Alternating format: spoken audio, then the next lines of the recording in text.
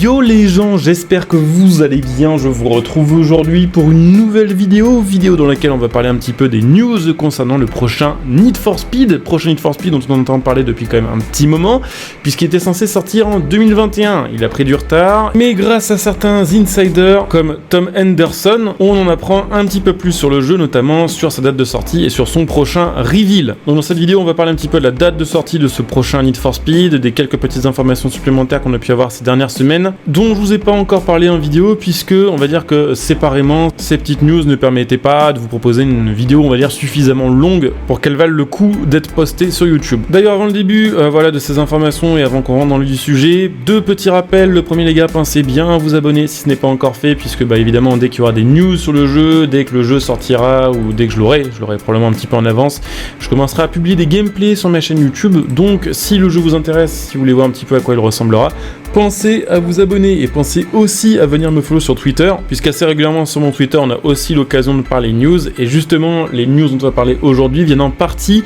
de l'un de vous, Tom10, merci à toi sur Twitter pour le petit lien. Donc n'hésitez pas à faire comme Thomas, à venir follow la chaîne sur Twitter, et puis éventuellement envoyer des petits messages privés et à suivre un petit peu les actualités de la chaîne. Évidemment le lien est en description et en top commentaire. Comme je vous le disais dans l'introduction de cette vidéo, ce Need for Speed qui donc va sortir en 2022 avait été repoussé déjà d'un an l'année dernière. Lorsqu'on arrivait aux alentours du mois de novembre, qui est d'habitude la période dans laquelle sortent les Need for Speed, on avait appris que le studio qui bosse dessus, Criterion, avait mis en pause le développement du prochain Need for Speed pour aider DICE à bosser sur Battlefield 2042. On a eu une communication vraiment proche du néant à propos du prochain Need for Speed, ce qui a fait que assez récemment, pas mal de personnes ont commencé à penser que le prochain Need for Speed ne sortirait pas en 2022, mais peut-être qu'en 2023, qu'il y aurait peut-être encore un report. Eh bien non, sachez que d'après Tom Henderson et d'autres sources, alors Tom Henderson qui est un leaker de longue date, c'est un insider en gros, c'est quelqu'un qui travaille en partenariat avec des éditeurs et des développeurs pour tester des jeux en avance et qui parfois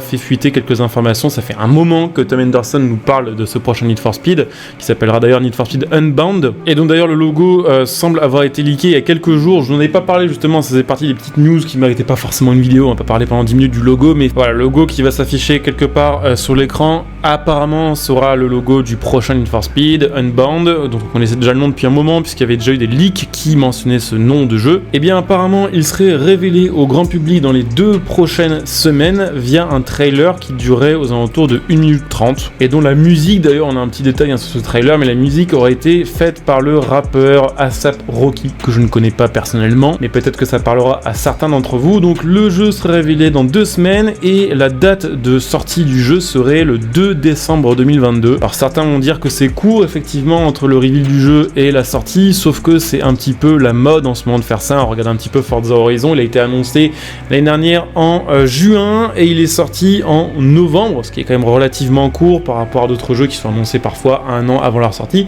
Et globalement chez Need for Speed, on a l'habitude de voir leur jeu annoncé mi-août vers la Gamescom et sortir en novembre. Donc là effectivement ce serait un petit peu plus court entre le trailer et la sortie du jeu final, mais ça semble tout de même assez possible. Pour l'instant on n'a pas de nouvelles informations à propos du contenu du jeu, à propos de son histoire ou des voitures ou autres, mais évidemment je vous en parlerai quand ce sera le cas. Par contre on a quelques petites informations un peu secondaires mais qui peuvent quand même vous intéresser. Clairement si vous êtes un fan de la licence Need for Speed, ça va vous intéresser puisque ça parle un petit peu du fait que pour ce Need for Speed, pour son suivi et pour l'avenir en fait des différentes licences de chez EA Games, les actuels dirigeants d'Electronic Arts auraient décidé de laisser plus de contrôle sur la réalisation artistique du jeu. Donc comprenez par là les choix vraiment importants, la map, les voitures, les graphismes, le rendu, ce genre de choses. Electronic Arts aurait décidé de laisser plus de contrôle aux studios de développeurs de jeux et aurait décidé de moins imposer sa propre version des choses et ses propres deadlines, ce qui est globalement pour moi une très bonne chose, que ce soit pour ce jeu-là ou pour d'autres. C'est vrai que globalement les derniers Need for Speed et les derniers jeux EA Games, on avait pu clairement constater que les jeux étaient sortis pas finis, que les jeux avaient vraiment des objectifs, des deadlines ultra définis par EA Games, et ce qui clairement jouait contre la qualité des jeux. Alors ça veut peut-être dire aussi que les jeux Need for Speed vont pas mal changer, puisque Criterion, ils ont déjà fait quelques Need for Speed, notamment le Most Wanted de 2012,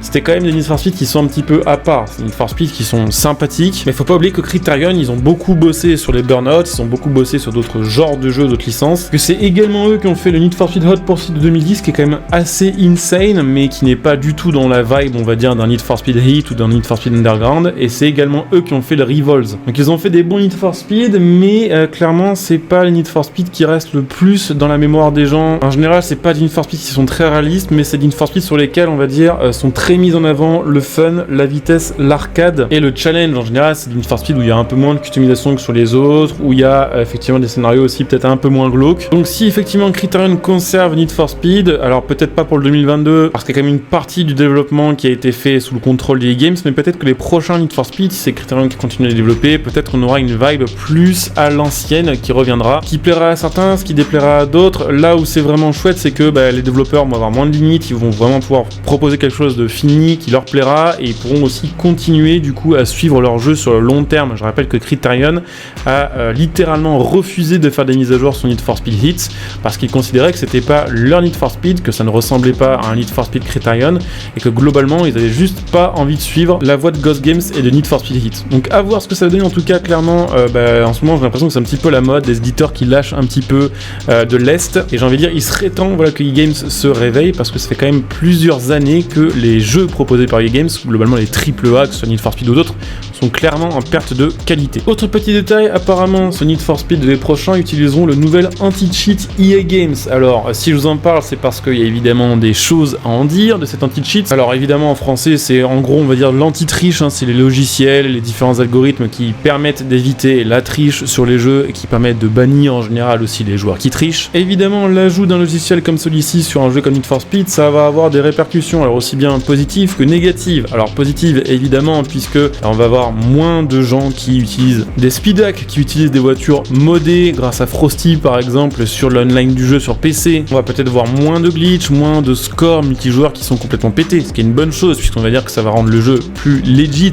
Là où c'est chiant, c'est que ça va aussi probablement bloquer les modes classiques. Faut pas oublier que sur Need for Speed comme le 2015, comme le Payback ou sur le Hit, mais spécialement comme le 2015 qui est quand même sorti il y a 7 ans, il y a encore des joueurs dessus parce qu'il y a des modeurs qui tout simplement remettent les jeux au goût du jour, qui rajoutent des customisations, qui modifient les sons, qui modifient la physique. Si vous checkez un petit peu les différentes vidéos que j'ai fait sur le Project Unit ou Unite, selon comment vous prononcez, sur Need for Speed Heat, vous allez voir qu'avec les modifications, le jeu est largement meilleur que le jeu de base. On a une physique qui est retravaillée, des nouvelles customs, des nouveaux sons, un nouvel ATH, carrément même la possibilité d'utiliser des véhicules qui normalement ne sont pas utilisables. Et clairement, ce qui a sauvé le cul des Need for Speed ces dernières années, en tout cas sur PC, c'est clairement le modding et les modeurs. Alors le truc c'est que justement si on ne peut plus modder, si on ne peut plus sortir de mods, ni en utiliser, ça risque effectivement d'améliorer la qualité des games en multijoueur puisque il y aura moins de cheaters, mais ça risque aussi quand même de pas mal écourter la durée de vie de ces jeux-là, sur lesquels les mods aident quand même énormément. Il est également possible, et ça ce serait quelque chose de complètement faisable, que ce nouvel anti-cheat n'agisse que pour les parties multijoueurs et qu'on puisse continuer de modder son jeu en solo. Mais honnêtement, je vois déjà le truc venir, je vois déjà des gens qui vont se faire bannir sans comprendre pourquoi, qui pourront plus accéder au multijoueur du jeu juste parce qu'ils ont laissé un DLL où il fallait pas, un truc qui faisait un reshade, qui retravaillait les lumières ou qui retravaillait les ombres,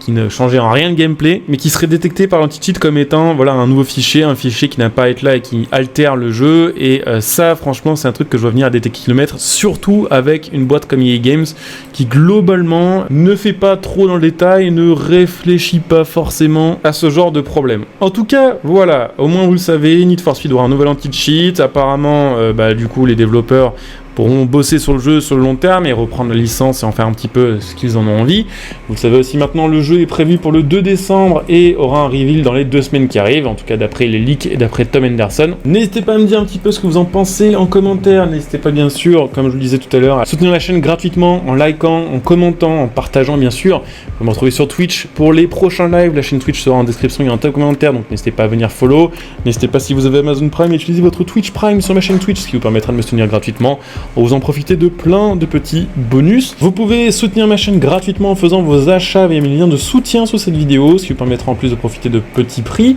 notamment sur Instant Gaming pour acheter vos jeux et vos cartes d'abonnement, sur Mattel.net pour acheter vos configs PC, vos volants, vos manettes. Et puis n'hésitez pas aussi, vous pouvez évidemment soutenir la chaîne sur le long terme en devenant un soutien via le bouton rejoindre cette vidéo, ce qui vous fera bien sûr là aussi profiter de plein de petits bonus. Donc je coupe ici, je vous dis à très bientôt. Bonjour à tous, ciao.